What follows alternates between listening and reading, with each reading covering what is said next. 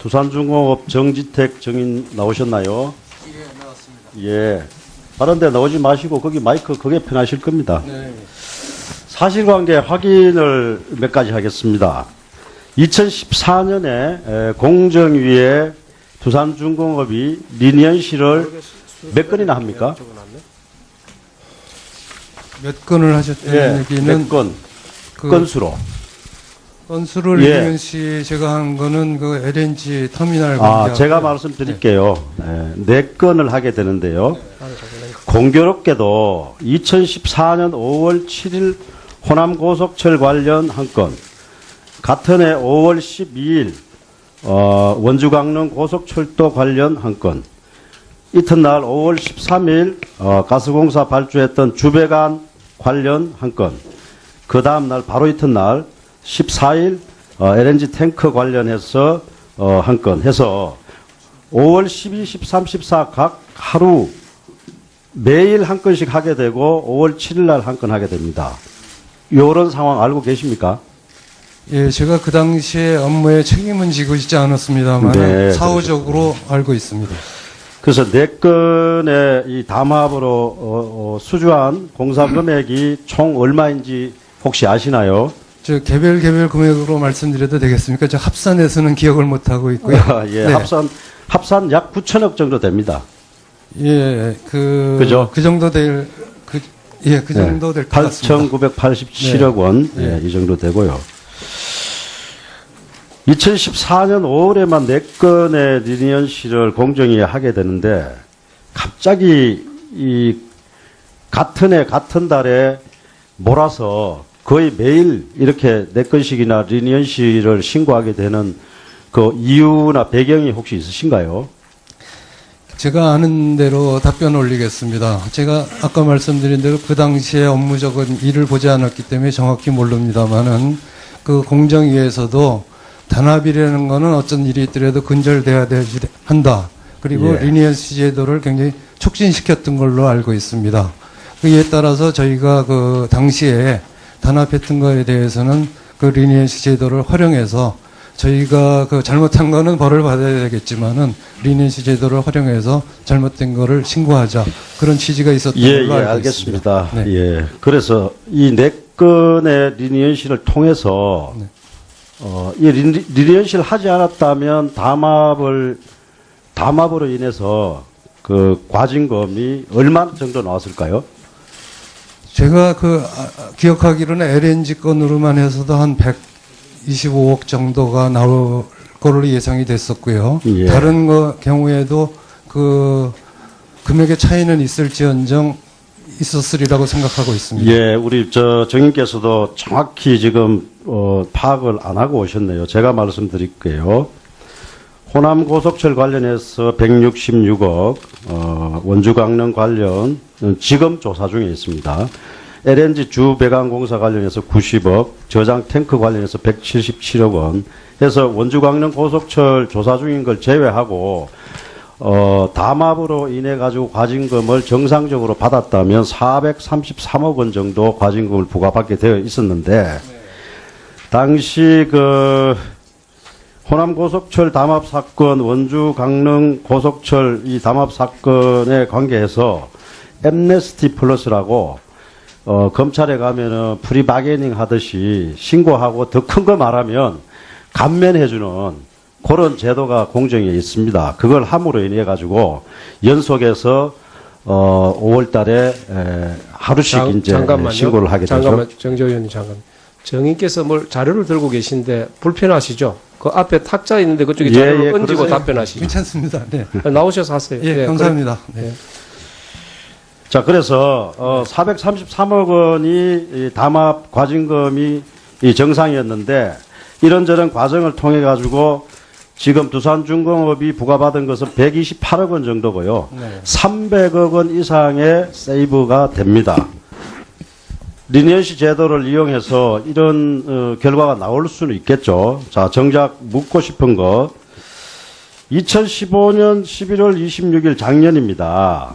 그 LNG 탱크와 관련해서 조사 중에 있던 공정위 카르텔국에서 두산중공업 리니언시 1순위를 인정하지 않고 취소를 하게 됩니다. 이런 그 통보가 왔었다는 거 알고 계십니까? 네, 저 사후적으로 들었습니다. 그죠?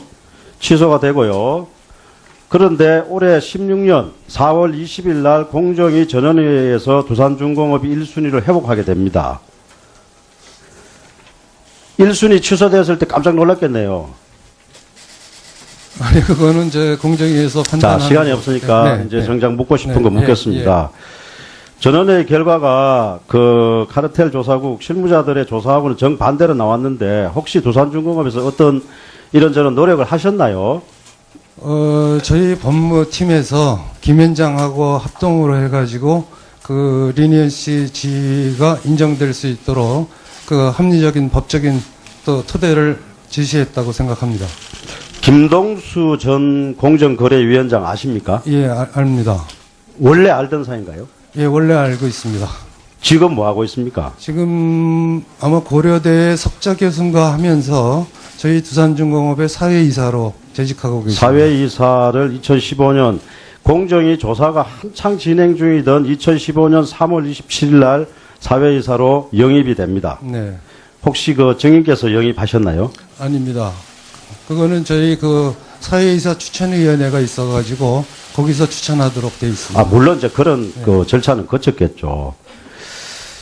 리니언시를 하게 되는 배경도 담합을 덮기 위한 또 다른 이 담합, 그리고 실무자들 조사 결과를 뒤집는 전원회의 결과, 그래서 두산중공업은 300억 원 이상의 과징금을 면탈을 받게 됩니다. 이 과정에서 김동수 전 공정거래위원장이 두산중공업의 사회이사로 네. 조사가 한창 진행 중일 때 영입이 되는 이런 일련의 과정을 보면 의아스럽지 않습니까? 저는 공정거래 그 전원회의라는 게 그렇게 호락호락하게 누구의 말을 듣고 하는 기관도 아니라고 생각하고요. 김동수 위원장도 그럴 만한 위치에 있지 않다고 생각합니다. 예, 뭐 제가 다른 또 질의 네. 예, 감사합니다. 예, 정인 들어가서 앉으셔도 됩니다. 다음은 더불어민주당이 존경하는 김영주 의원님 질의하시겠습니다. 예, 서울 영등포갑 출신 김영주입니다. 권영수 증인 나오셨습니까? 예, 요 마이크 앞으로 좀 나와주십시오. 예, 지난주에 있었던 LG U+의 다단계 관련 국정감사 관련 내용이 포털 사이트에 인기 검색어에 올랐을 정도로 많은 국민들이 관심을 보였습니다. 제가 국감에 질의하는 동안 관련 기사의 댓글이 300개, 베스트 공감 400여 개를 넘게 기록했습니다. 잠시 화면을 보시면요. 순식간에 베스트 공감이 436개가 떴습니다. 재벌 기업이 다단계 영업을 했다니 기가 막힌다. 지인이라 어쩔 수 없이 갔는데 구형 20만 원짜리 60만 원에 썼다 하는 이런 내용에 굉장히 좀 많은 피해자들이 올린 게 있습니다. 이걸 보고 LG U+의 다단계로 인해 국민들의 생생한 피해 증언을 좀 잠깐 보셨는데 어떠십니까? 대표이사로서 여기에 대해서는 좀 사과를 하셔야 될 것 같은데요. 예, 의원님 말씀하신 대로 여러 가지 문제가 있는 것을 알고 있습니다. 문제가 있는 거를 지금 말씀하셨습니다. 예. 원래 그 방판법에요. 다단계 판매원에게 연간 5만 원을 초과하는 부담을 금지하고 있습니다. 근데 그 LG U+ 다단계 회사들이 7만 7천 명에게 평균 200만 원을 부담을 이어서 총 1,530억 원의 부담 금액을 했습니다. 이거는 작년에 방통위에서도 여기에 대해서 제지를 했고 이번에 금융위 공정위도 또 제지를 한 바 있습니다.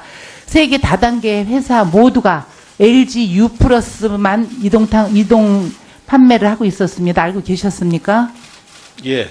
예, 그렇다면 이걸 총괄하고 있는 대표이사께서 판매원들과 국민들께 사과하셔야 된다고 봅니다. 한 말씀 해주시죠.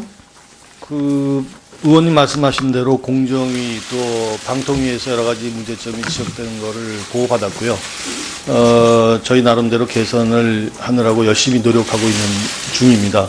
어쨌든 그럼에도 불구하고 의원님 지적하신 여러 가지 문제점에 대해서는 다시는 이런 일이 없도록 조치를 물론 하겠고요.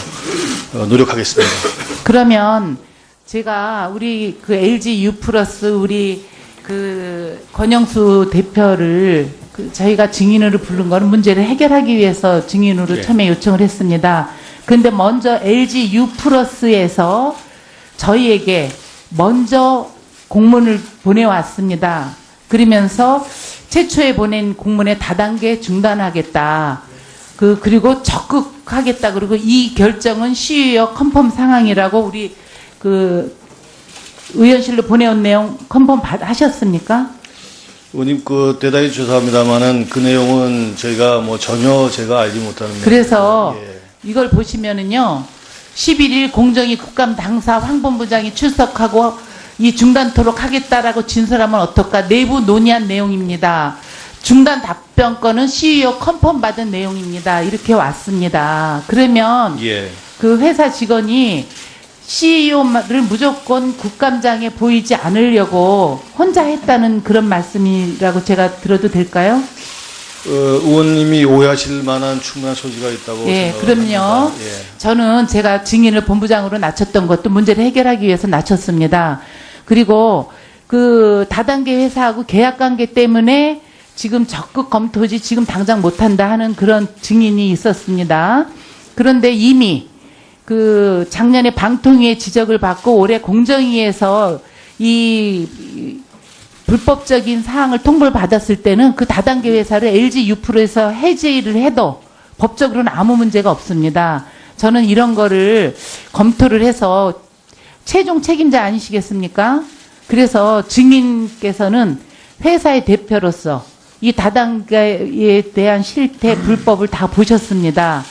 여기에 대해서 어떻게 하실 건지 좀 얘기 좀 들었으면 좋겠습니다. 예, 의원님 지적 충분히 이해를 하고 있습니다. 그래서 의원님께서도 질의가 또 계셨고 또 미방위 여러분들도 뭐 질의가 있었던 걸로 알고 있습니다. 이 건 관련해서 의원님께 저희가 공식 문서로서 제 직인이 찍은 공식 문서로서 당사의 의사를 밝혔듯이 이해 관계자들과 협의해서 공정거래 관련법 및 계약기간 등을 검토해서 중단하는 것을 적극 검토하겠습니다. 예, 저는 회사를 대표하는 CEO가 국회 증인으로 출석해서 적극 검토하겠다고 발언한 이상 이것은 국민들께 약속한 것입니다. 그래서 반드시 지켜져야 되고 빠른 시일 내 최종 결정을 국민들께 발표하시고 그 내용을 저한테 보내주시기 바랍니다. 예, 예. 증인께 제가 그 한 가지만 말씀드리면 지난주 국감 이후에 우리나라 대표적인 전국 기독교협회 김동수 대표회장 목사님께서 저한테 글을 보내오셨습니다. 통신 다단계로 인해서 교인들 간에 불화가 생겨 최근 많은 교회가 피해를 입고 있어 목사님들까지 나서야 되겠다. 이런 걸 보내오셨는데 좀 아까 말씀하신 대로 약속을 지켜주시기 바랍니다. 예, 감사합니다. 예. 잠깐 시간 중지하고 다음 증인 신문하겠습니다.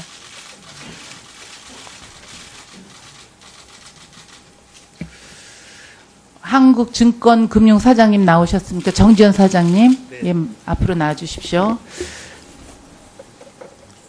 예, 한국증권금융은 증권거래법에 의해서 증권사의 은행 역할을 독점적으로 수행하는 국내 유일의 증권금융 전담 회사죠. 네. 예, 우리 사장님은 재무부 출신으로 금융위원회에서 일하다가 한국증권금융에 오셨죠. 네. 제가 보면 금융 전문가라고 볼 수 있습니다. 우리나라 금융회사의 경쟁력이 악화되는 이유는 약화된 이유는 정치권에서 온 전문성 없는 낙하산 인사라는 지적이 있는데 어떻게 생각하십니까? 거기에 대해서 간단하게 좀 얘기해 주십시오. 뭐 여러 가지 요인이 있다고 낙하산 저는 인사가 생각하고 그 중에 있습니다. 차지하고 있는 게 크죠. 한 요인이라고 생각하고 네, 한 요인입니다. 지난 8월에 조인근 씨라고 한국증권금융감사위원 낙하산으로 온 내용 알고 계시죠? 알고 계시죠? 시간 없으니까 아니 지금 답변만 낙하산이라고는 생각을 하지 않고 만약에 이제 의원님 말씀대로 그 잠깐만요. 내부, 네. 아까 제가 금융 전문가를 얘기하셨는데 네. 조인근 씨 전공 뭐 하셨습니까? 대학교에서는 대학교에서 국문과 나왔습니다. 근데 그 다음 후에 여의도 연구원이라든지 대통령 거기서 비서실에서 그분이 하신 거는요. 네. 박근혜 대통령의 대선 캠프에 있었습니다. 메시지 담당하고요. 이런 사람이 지금 그 금융위원회에 관련된 그 일을 한다는 건 말이 안 되고, 여기 보면은 우리나라의 대표의 조선중앙동학문학 모든 신문 사설에 청와대 낙하산 이제 바깥 눈치도 안 본다의 대표가 한국증권금융감사에 대한 걸 했습니다. 그랬는데 우리 그 사장님께서 낙하산에 대한 걸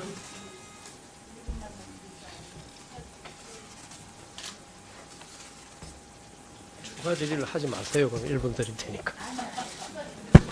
난 다 하고 나서 다시 하세요. 네. 네. 다음은 정의당에 존경하는 심상정 의원.